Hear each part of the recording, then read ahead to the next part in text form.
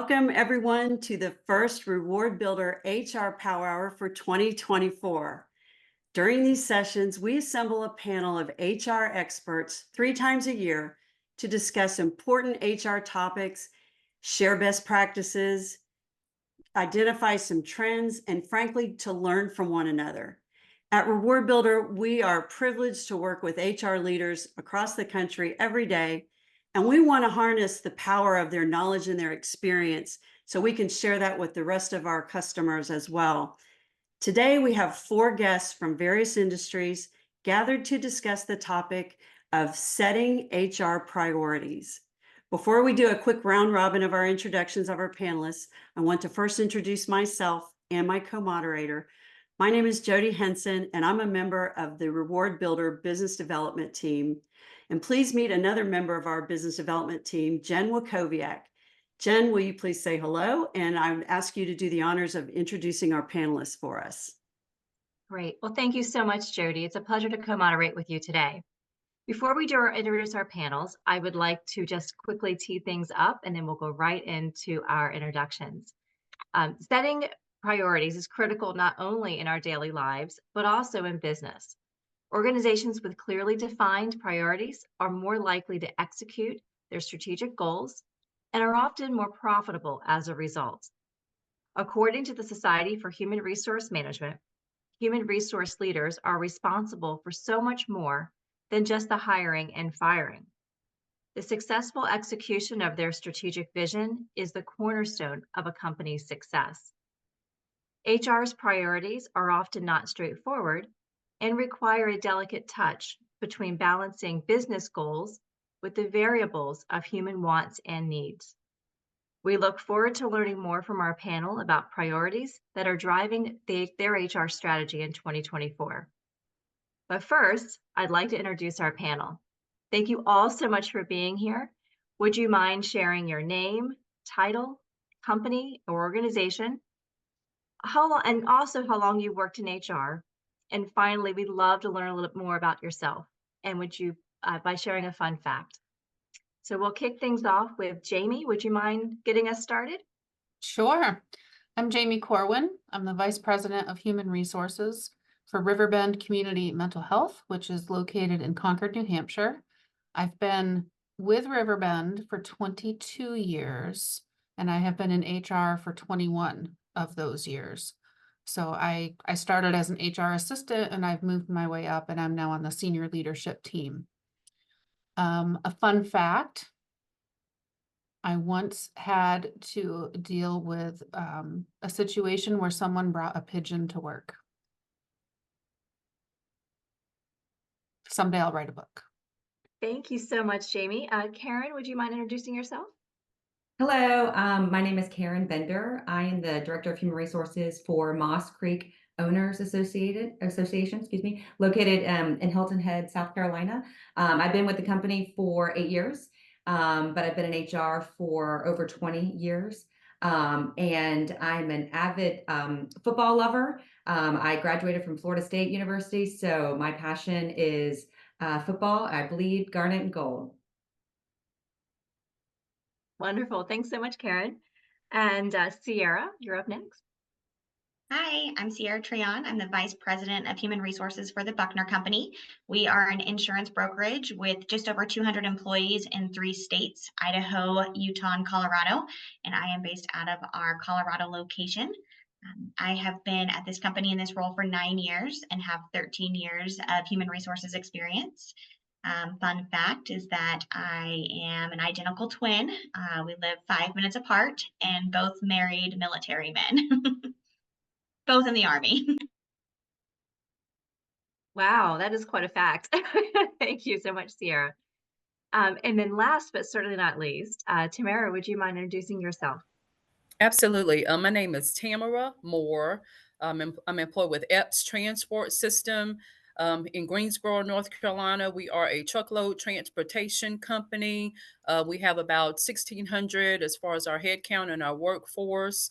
I've been employed with Epps for going on 24 years and been in HR the same length of time. I guess a fun fact maybe about me. I used to sing in a reggae band way back when. So yeah, so that's one fun fact. Wow, I love that. Too bad we don't have time for some entertainment. We have you to sing for us today. My goodness. Well, ladies, thank you so much. We have quite the assembly of panelists today and a lot of experience. So we look forward to diving into our topic of 2024 HR priorities. So Jody, with that, I think we're ready for our first question. Okay, well, obviously the first question is going to be, would you please share with us what your organization's HR priorities have been identified to be for 2024? We just want to know, in a nutshell, what is it that you're going to focus on for your organization and throughout the entire company from your perspective? And if you don't mind, Jamie, will you kick us off? Yes, I'd be happy to. So we're a mental health organization, and we have about 400 folks here who are working with adults, children, and elders who experience any number of mental health or substance use challenges in their lives. And this is a job that's not for the faint of heart. It's really challenging. It's very high burnout industry. Healthcare is a tough industry to be in, and mental health care is kind of a specialty area. So we, like every other healthcare provider, and probably everybody on this panel and other industries too, are experiencing issues around recruitment. There's a lot of folks retiring from the industry. There's not enough people coming out of school to replace those folks. It is not a super high paying field. People do it for the mission and not the money. So it's a second career for a lot of people. So a lot of our priorities are really around recruitment, retention, employee recognition, and sort of as an aside, because of what we're seeing across the community with our communities across the country, there's a lot of mental health challenges with our own people, with our staff, with their families, with our communities. So we're doing a lot with mental health education in communities. We're going into businesses, we're teaching mental health first aid, we're really like getting out there and helping people understand mental health a little bit differently and how they can support their employees. So we're sort of trying to tackle it from both angles. That would be kind of our major priorities this year. Wow. Okay. So educating the public, that's interesting, especially from the HR perspective. Wow. Great. Tamara, would you share with us your HR priorities for 2024? Absolutely. So what we are focusing on this year, one of the things is the education and development of our associates, really in the realm of our processes and procedures, in empowering our management team with information. And like I said, education about our different processes, whether it ranges from our corrective counseling processes to our benefits. We just had a huge kind of overhaul on our benefits for 2024. So again, empowering our managers with the right information to relay to our employees, and definitely it's important. It's from a new hire aspect as well. Making sure that those new hires, have the tools that they need to be successful within the company. Right. Okay. Thank you. Thank you so much. Mhm. Karen, share with us what your HR priorities are. Yeah, so we are a private gated community. Moss Creek is a private gated community. And so when what that means is we have members. So we have when you buy a home in our community, you become a member of Moss Creek. And so we have over 1,000 members within our community. So we average 2 people per home. So there's over 2,000 people that live within our community. And so we always are trying to preach the member experience. So it's always about the member experience, right? We want them to have a good time at the amenities that we offer. So we have golf courses and pickleball and tennis community. We have a marina community. So we have all these things within our community. And so we always are harping on or promoting like the member experience, and we want it to be like this, great time, great, great day, great, so but my focus for 24 is the employee experience and how it's going to mirror, or it should be mirroring the member experience. And so I think it's important that we focus on, and without all encompassing is training, a big push for training, retraining. We all think we know customer service, or we all think we know like how to be kind, but sometimes we need reminders. And so from both sides, the member side and the employee side. So our big focus is training, and implementing like a supervisor manual, just to kind of train, the supervisors or retrain the supervisors. So our big priority and focus has been surrounding that. We do have a new general manager in place too. So he's bringing a new sense of urgency and awareness too, from his past experience. So it's been great. And so in doing part, he's, really pushing that training aspect. So that's going to be our focus. That's been my focus with him and our new general manager, and really bringing in that member experience and being cohesive with the employee experience.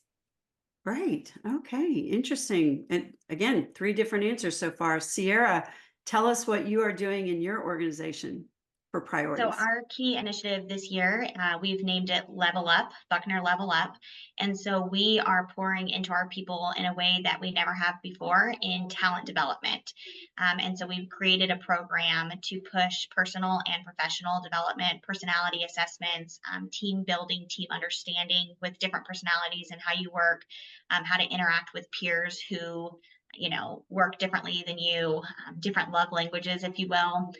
So we've actually poured a lot of money into hiring a talent development specialist who will be on the HR team. This person has a doctorate in organizational development, is highly decorated in certifications from everywhere between leadership coaching, executive coaching, all the way down to creating individual development plans, formalizing our performance review process. And then again, just their entire goal is to develop our team leads into better leads to then pour into their people, but then also give specialized attention to make sure that our talent is getting what they want, outside of just our insurance training and workflows and processes and procedures. The last 2 years, we've really honed in on those corporate training initiatives, and now we're doing a people talent development as our key initiative. You said 2 things that really caught my attention. The fact that you've named your initiative Level Up is really, really cool. And the second thing that you said was we are really pouring into our people. I love to hear that. It creates a good visual of exactly how involved you're going to be with your teams, which is really great. Okay, well, thank you. What's interesting is we heard 4 different things. I heard we are educating about mental health. We're trying to help train and give our managers more empowerment.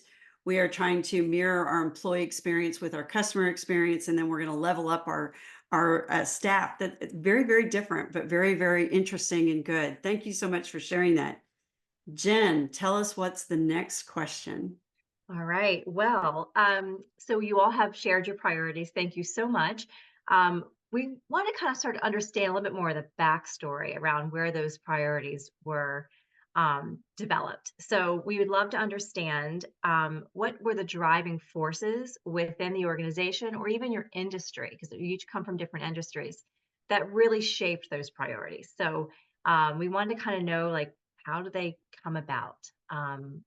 So if you will, maybe we'll start with, Jamie again. Jamie, would you mind being us off? I think that COVID had a very big impact, I'm sure, on all of our industries. Healthcare had a lot going on. Every aspect of healthcare was heavily impacted by COVID. We saw people leaving. If they were close to retirement, they said, I'm out, and they retired. There were a lot of people, a lot of families who decided, like, let's try to make it on 1 income instead of 2. There were just a lot of things that COVID sort of drove for people for personal change. And at the same time, COVID was a traumatic experience. everybody experienced COVID differently and had different things that happened to them or around them, things that they witnessed. And it was a very traumatic thing for a lot of people. And there's varying levels of trauma. So COVID really made us have to do all the things that we do in very different ways. And we had to nurture and really pour into our people a ton of things throughout COVID. And we're kind of starting to run out of ideas. So we've had to get into like car detailing and, things that are a little more off the beaten path to do recognition, because there's only so many things you can do from a comp perspective. And we're a nonprofit, so that's not an unlimited bucket to pull from. And another thing that we find that's really highly needed in our communities is mental health education. And even though I'm the HR person, I heavily believe in the mission. I've been here a really long time. I'm not a clinician, have never been trained as one, but I understand what we do. I understand the clinical side. And I actually went and got trained to be a mental health first aid instructor. And I find that I do a lot of courses with staff. I do community ed courses, and I go into businesses and I do courses with business groups and HR groups. And it's always just so eye-opening. People walk away having these aha moments like, oh my gosh, yes, this is how it's impacting my people. So the way that mental health is kind of impacting all of us personally and how that kind of comes into the workplace is really, really evident. So I kind of own it in HR, and I work very closely with marketing, and we do a ton of things together. So we're two of those departments that don't always seem to jive, but here at Riverbend, we literally could not work without each other because there's so much overlap between what we do. So, and all of those things lead to good retention and recruitment opportunities because we're out in the community doing education. It leads people into thinking about, oh, mental health is kind of a neat field. I want to learn more. Maybe I'll go to school. Maybe I'll encourage my kid to go to college for psychology, or it just creates a lot of conversation and opportunity by doing that. So that's kind of how it connects to HR in a sideways way. Well, Jamie, thank you for sharing. I think it goes without saying that you're right. COVID has changed so much in the world, and let alone in HR, but certainly in the mental health field as well. So thank you, in healthcare in general. So thank you for sharing. Maybe tomorrow, would you mind sharing a little bit more about the background that shaped your priorities this year? Sure. So basically, the background that shaped our priorities as far as training and development of our management staff is really surrounded around retention, our retention efforts. So we definitely believe that with the training that we are providing to our management, our leadership staff, again, will empower them to provide the most recent up to date information on whatever processes that we have in our efforts to retain employees, and really for the driver force specifically, because really working with drivers and and their appreciation of their managers being able to We'll just articulate. shift over to Sierra. Would you mind sharing a little bit more? Yeah, ours started kind of around COVID too, but really just how competitive the market has gotten since then, just because the work expectations changed so much, mainly around hybrid work schedules and remote work, where we're coming from a very collaborative work from the office kind of space. And then from COVID, we ran into the big quit at the end of 2021 into 2022. And so this has kind of been marinating since then of how do we remain competitive in the market. Insurance professionals are a dime a dozen and will be offered anything and everything they can. And so I've tried to just create strategies around obviously retention. We poured a lot into our recruiting efforts, our total comp package benefits, But the thing that kind of prompted this talent development is just looking at trends with exit interviews and, people saying, I want an opportunity to develop, and I didn't know what the next step was. Part of that is on our team leads of maybe not having the tools and resources they need to be able to communicate development plans and when and how do you get the next promotion. And so from those trends of just seeing that people want more out of a job than just going in and doing their daily tasks. I think people want to be well-rounded. They expect more from their employers because we really are in an employee-driven market at this point. And so from that, it's okay, well, how do we pour into our people for them to see that they have a career with us, that there's career progression models, what's the next step, and how do they overall develop their skills to hopefully not be more attractive to other, employers, but to truly hone in within themselves and feel like they're getting some personal development too, whether that's additional online courses in Excel, or again, personality assessments. Everybody likes talking about themselves and learning more. So whether you do the animal personality assessments or the colors, it's just a conversation topic to say, hey, a producer interacts with an account manager, two totally different skill sets and drivers. How do you work well together? And so that's where this talent development specialist job description was created by me. And again, it is to retain talent, but it's to make our talent even better. And it's mutually beneficial for the employee and the employer, which I think as HR is our goal in people operations. It's a win-win for the employer and the employee. Sarah, you said it beautifully. I mean, so many things came out of that. I mean, I would say one, the big quit. I saw a lot of head nods with the big quit. I think that says a lot right there. I love that it is an employee-driven market. But the fact that your initiative is really that talent development side of things. The personality assessments, they are fun. I think they create a lot of buzz in the workplace to get people to really feel good about what they do and who they work with. So thank you for sharing. Tamara, you had to step away for a minute. Did you want to maybe finish your thought, or would you want us to come back to you? I did, and I'm sorry Okay. about Yeah, that. that's okay. It's So fine. again, what I was stating was with us, empowering our managers with the education as far as processes are concerned, and how their interaction with their employees, their drivers, are impactful in just being able to explain things like our benefits, our changes in our benefits, being able to explain our leave processes much better as well. So again, it's really just empowering them with that knowledge to explain those different processes and procedures within the company. And it all ties together to aid in that retention effort. I absolutely love that. And I think I read a lot about just the number one driver for employees that leave the workforce is usually not a relationship with their manager or they don't work well. So building that, giving that empowerment at the manager level is critical. So thank you very Mhm. much for sharing Thank that. you. No problem. And last but not least, Karen, let's round out this question with your background.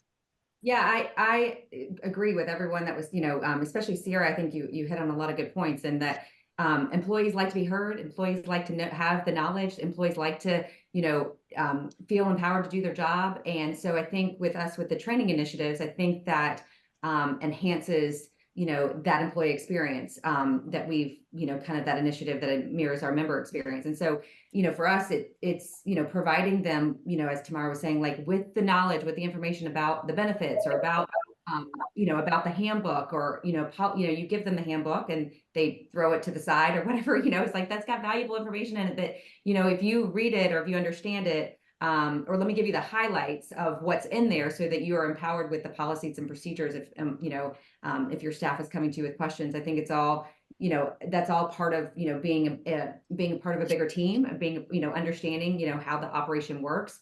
And our general manager really pushes the strategic, vision tracker. And so he's real visual. So like, you have like, your strategic vision, like here it is from the board down, to the management level, to the leadership team, to the, hourly associates. If everyone knows what that strategic vision looks like, we can all move forward, with moving the ball forward, moving the, the experience forward for, our members, for our employees, and keeping our employees. We have good talent here. We have a lot of people that have been with our company for many, many years. I mean, I have a server that's been here for 25 years.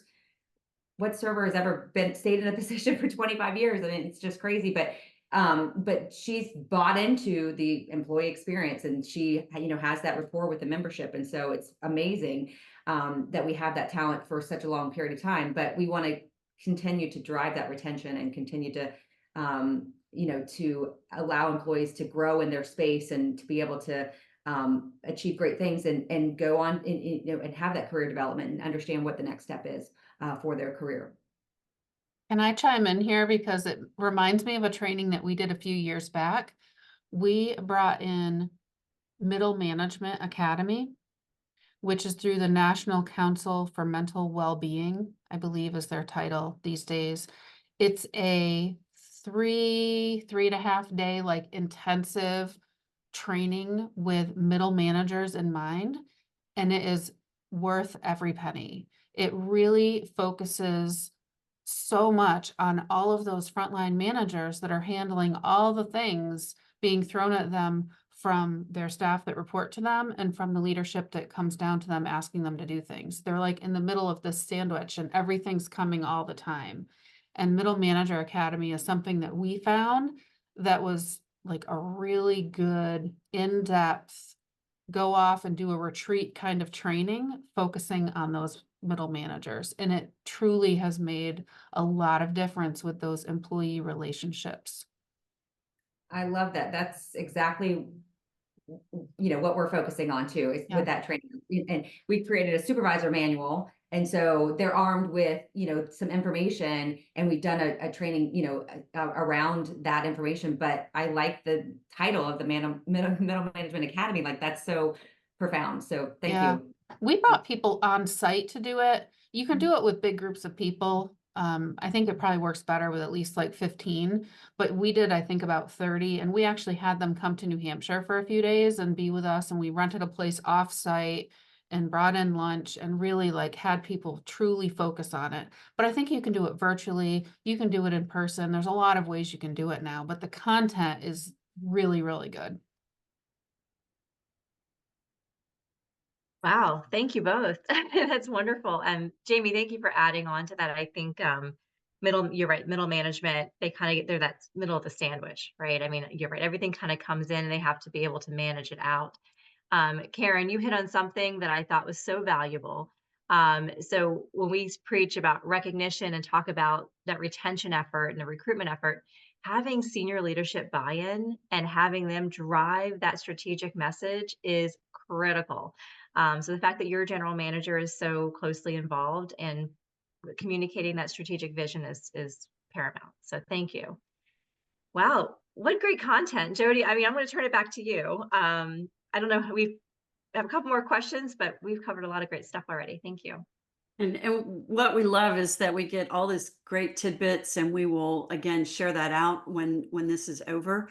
But it's because you guys are all in different industries and different, types of work that you do. You get to do this cross sharing that really brings to light other things. Who would have thought about the middle manager program? That reminded me of the abused middle child who's always forgotten. That's what that made me think of. So, given all of your priorities, what we thought might be interesting to understand is how your priorities in this year, in 2024, shifted away from what you had to focus on last year in 2023, which tells us, that gives sometimes a little clue as to what some trends are going on out in the workplace. Again, COVID was a big thing, and we're all still coming off of the recovery of that. And it feels like maybe in 2024, we were allowed to shift safely, but we would like to hear from you as to what were those shifts, if any, that your organization had to make, or the pivots that you've had to make to keep up and keep current and certainly retain all of those important employees. Sierra, let's start with you on that. Yeah, so I think 2023 was somewhat of a rebuilding year of just stopping the bleeding. We really focused on getting our compensation package where it needed to be. Really, since 2021, we started reviewing benchmarking a lot more frequently, including wage ranges based on job title and experiences. And so a lot of it was internal training with actual like insurance processes for our sales team and client services. So 2023 was very corporate training of the actual job focused, getting the education about our benefits out there, getting our employees competitively paid, looking to see what other employers were doing. We had a weakness with sales training in addition to our client services. So I would say that that was the biggest thing is it was corporate training and now going into 2024, going into talent development. With that, like our sales professionals, we have a training program for them. But this year we're going into it to say, how do we develop their negotiation skills, how to communicate with peers and superiors and managers from different industries. And that's where the development piece comes in. Also tying those strategies to our guiding principles. One of them being people focus, which is placing the people at the heart of every decision. So yeah, I would say the big focus shift would be from training our managers on HR competencies and benefits knowledge and processes and procedures to now developing them as people. And so such an emphasis on those soft skills, which are hard to put your arms around, but they're so critically important. Behavior is everything in success. So that's very important. Thank you for sharing that. Karen, tell us what your pivot or shift has had to be from last year to this year. Yeah, we've had a big pivot. We have a new general manager in place, and so it's been quite the shift from what we've been focused on in the past to what we're focusing on and coming into 24. And so being visual to the membership is big for us, for our employees to be more visible, for our general manager to be more visible. Having those transparencies, having communicate, more communication. Everyone wants to feels like they want to have communication, but what does that look like? What is the driving force behind that? How do people communicate? It's been a big shift, especially with the member rapport with our employees. How are we communicating to our membership effectively? How are we showing transparency with just processes and things that we're doing? But being visible is a big focus for us too. So now we're focusing on training, and so we are empowering our people to be, the ambassadors for our community, and having that rapport with our membership, and just being the driving force. So we are out, we are out in force. I usually sit at my desk a lot. But my general manager's like, get out there and go see the people, go see your coworkers, interact with the membership. Because what we found that provides is less emails, which we all love. So if we're talking to members about, what it is that they're wanting, or wanting to see, we're not corporate based, so we don't have to ask 15 people to change some things, which is really nice. We're a private community. So if a member wants to see something or have something or have a suggestion, we can change that pretty easily in our organization, which is awesome. And so if we just communicate to our members about what they want, we really find that there are less emails. And so we can just have that conversation to say, yeah, that's a great idea. Let's talk through that. Let's try to implement that, and so it's been a great balance with being able to be visible and incorporating that communication piece. So less emails, more visible, and being nimble to make Yeah. decisions. Yeah. That's great. Tamara, tell us what your pivot, if any, has had to be from last year to this year. Well, really relative to our HR department period. So we have 11 members of our HR department, and to where we used to in 2023, we used to have silos, what we call silos, and what each person or group would be responsible for. So definitely in 2024, we've learned with the overhaul of our benefits, like I said, our core benefits, we had major changes with that. And speaking of calls that are coming in, it's just a more efficient way to handle those, to address those questions that are coming in outside of a silo perspective. So what we did was, instead of having, a silo for benefits, a silo for development and training, it's kind of a all hands on deck. It's a definitely a team effort, and answering those benefit questions that are coming in, so we don't have to transfer them to, you know 4 or 5 other different people till we get to the right person. So those HR reps will have a foundation of, general knowledge of, as well, of those benefits. So again, kind of getting away from those silos, if you will. We have HR field representatives as well, that are now pulled into the fold of benefits, that are pulled into the fold of compliance, that are pulled into the fold of talent development. So pretty much, all of us have a piece of that pie. I like to share the love, if you will, with everyone. So I think that that's really a huge priority change for us. And I think someone mentioned, being transparent is another priority for us as a company as a whole. And how we're doing that is now we have town hall meetings that are set up, because we have dedicated sites, drivers that are working out of those locations.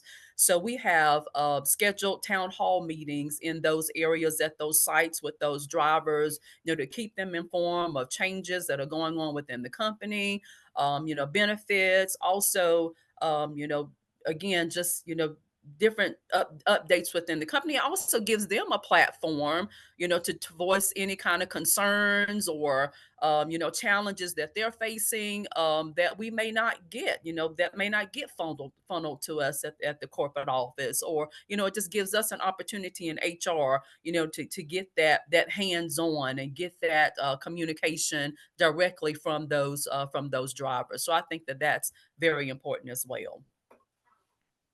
So I love that. No more silos. That's such a different pivot, and that's a big one too. That had to Mhm. be a pretty big initiative, I'm guessing. It is. It's still ongoing. It is ongoing because it's change, So, and definitely change is something that you've always been used to, and then, having, and I speak for this myself too. Having these responsibilities that are near and dear to your heart, and you have to share them now. So that's, kind of the growing pains of change, but it's good. It's good progress, because not only that, you're sharing the information, but you're sharing the knowledge, as well. So you're allowing others to grow in different areas that, they haven't been maybe privy to in the past, right? Yeah, that's great. Yeah, that's a good point. Thank you. Thank you so much for that. Hmm. Jamie, tell us, what We was your call that the pivot? no wrong door in our department, although I only Ooh, have love 4. that. I only have 4 on my team, but we're a very focused on being generalists so that for the most part, we all can answer a lot of those general questions. Certainly some of us who've been here a minute or 2 longer have a little bit more answers sometimes that are more in depth, but it is really important. So I appreciate that. I look back over the last year and I think about what hasn't changed, honestly, because it feels like we've had this huge evolution of things.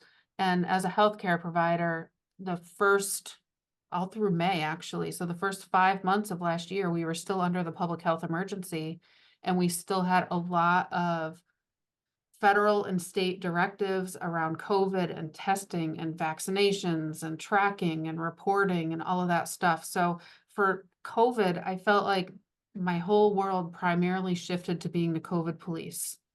That's what I kind of was. I helped do testing. I tracked vaccines. I had to deal with medical and religious exemptions. Like that's kind of what my whole world was for a couple of years. And now that that's kind of started to settle back down, it's allowed me to kind of refocus on what HR has been sort of more typically. which is, you know, the retention, the recruitment, the comp, the benefits, all the things that fall under our world. And one thing that has lived with me, maybe you all haven't had it, but it fell in my lap in 2005, payroll. Payroll fell in my lap. One day they're like, "Oh, Jamie, we don't have anybody to do payroll anymore. Here you go." And I said, "Great, never done it a day in my life." And I had to figure it out. But I look back over all those years, and back then it was faxed paper timesheets. And now we're electronic, and you know, we've come so far. And now I'm giving payroll to finance, and they're gonna own it. So it doesn't need to live in HR anymore. So that's a big evolution. It's just none of that could really happen during COVID because we had so many things that we absolutely had to do to keep everybody safe and to follow all the procedures that were applicable to us as healthcare providers. That all of that other stuff had to take a back seat. So now we're sort of re-energized around all these other things in our world. So your pivot was so welcomed, right? It feels Yes. like you've come up from, for fresh air, it sounds like. Yeah. I mean, during the early days of the pandemic, we didn't have enough staff from nursing or anything to do testing for people. And we had to have protocols to have non-vaccinated people get tested on a regular basis because that was what the law was. So two of us in HR literally twice a week put on gowns and gloves and masks and went outside and did car side COVID testing for months and months and months. So it just goes to show that HR is not a one-trick pony, right? Like we're just constantly jumping in and doing whatever it is that we all need to do, even if we never thought we'd have to do it. Never pictured myself looking like I was going into a hazmat outfit, but I have worn one and I did it. And I'm still here to talk about it today. So it's been a huge transition for healthcare. No kidding, no kidding. So we have covered, what your priorities are, what you've shifted away from, and what you're working on this year. Jen, kind of wrap that up for us with the final question, if you wouldn't mind. Of course. Well, thank you, Jody. This is so much information. I have so many notes now to kind of pile through, but I had a few takeaways of some of the things that were more actionable items or things that you're doing today to tackle those priorities. And we were just really wanting to learn a little bit more about those if we could. So there were ideas such as hiring a talent development leader, Sierra. You had the Middle Management Academy, which I thought was amazing. So that really does engage that middle management team. Breaking down silos, which isn't just for HR, but for, I think, a business overall, right? To really operate and run efficiently. And then getting back to HR duties, coming out of that COVID cloud, if you will. So there's so many things going on. But I'd love to hear a little bit more about how you and your team will focus on really tackling these priorities. And we've touched a lot on this already, so it might be a little redundant, but I'd love to if there's anything new tidbits that you want to share, please share with us. And really kind of like from a tactical perspective, right? Mhm. Yes, more tactically, exactly. So any volunteers and who wants to go first? All right, Jamie. I call on you, Jamie. So we are looking to bring Middle Manager Academy back. The last time that we offered it, it was before COVID. And now there's a whole new group of middle managers that have not yet had the opportunity to really take time to focus on that training. So we're looking to bring that back. We are also sinking a lot of energy into training in general around areas that are of highest turnover, where we see the greatest sort of churn with staffing. This is one of those fields where people generally start out like in entry-level case management type positions, and then they get in here and see what's involved in doing it, and they're like, oh, I want to be a therapist.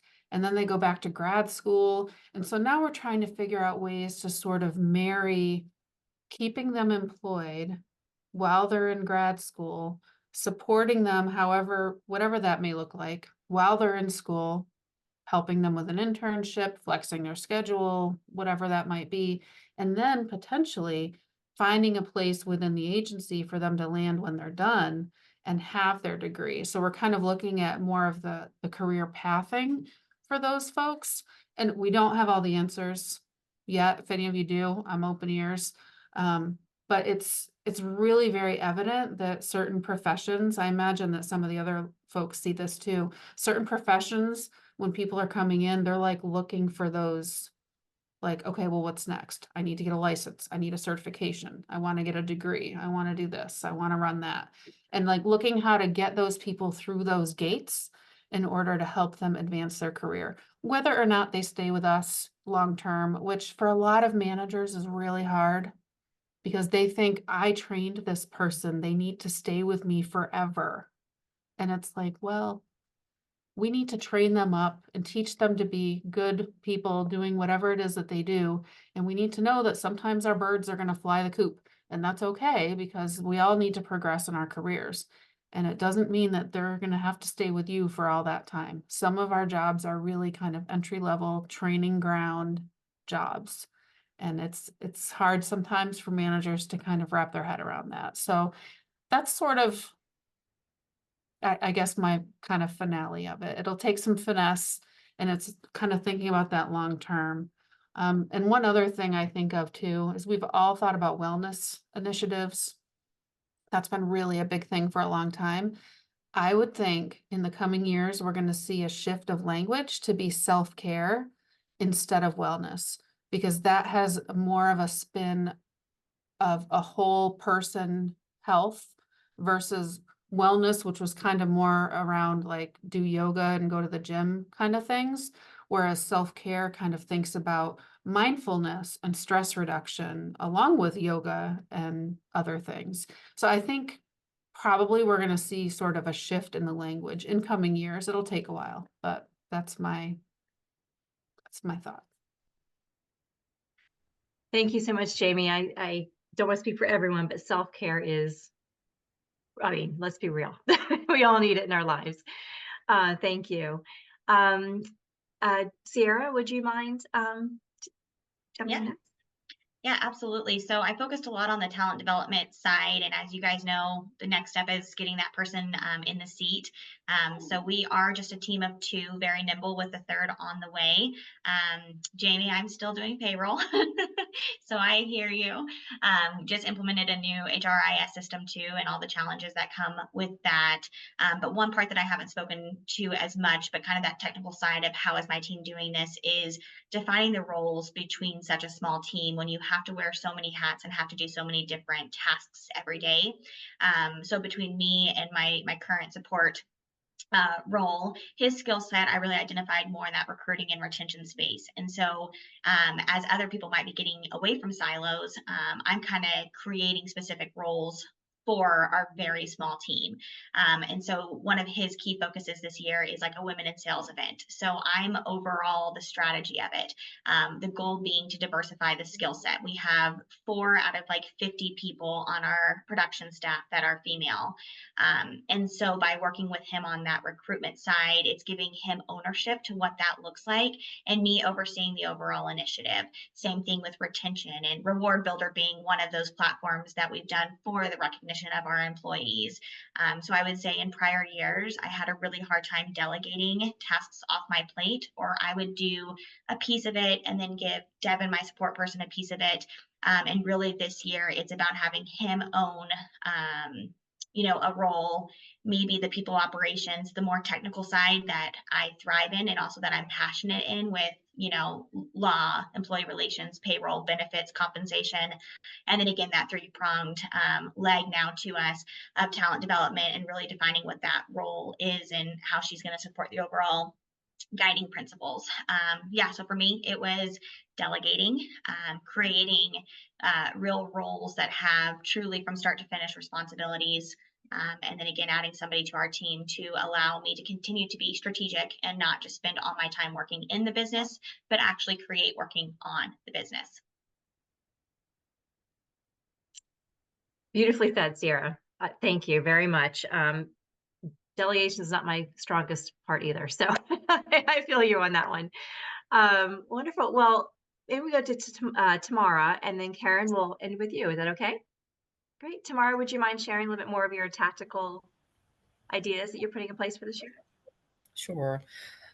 So as far as the, transitioning to from silos to more of, a broad or generalist responsibility. So really, the first thing is tackling that has been changing mindsets.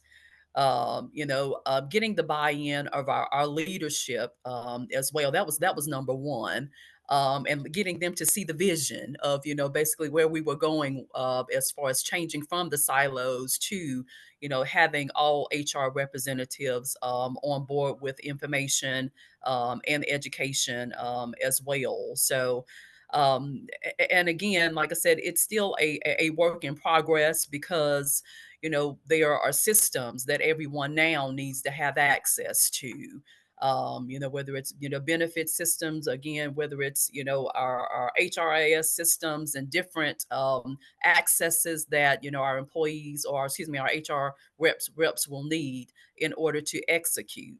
So those are, some of the changes and the things that we have to do to tackle those priorities, and just getting them educated, as well. So they have to be educated on, the new benefits. They have to be educated on, the CCR processes or how to handle investigations, compensation, so the whole gamut. So they have to have some type of knowledge, and not saying that they have to have, the details of all of the processes, but just, just general knowledge of these areas and know where to go to get the information. So again, the training and development is a key piece for our HR associates as well. Beautiful. Thank you so much, Tamara. Getting that leadership buy-in again. I've just second or third Yes. time I've heard that. So it's definitely a common thread. Thank you so much. All right. Well, Karen, if you could just round us out with your thoughts, and then we'll turn it back to Jody. Sure, thank you. So, for us, I think it's just that strategic vision, having that strategic vision tracker. I think that's a visual for, all of our, the board and our leadership team. And, and it's doing 3 or 4 of those priorities really well and tackling the priorities really well, right? So we don't need to focus on 16 things.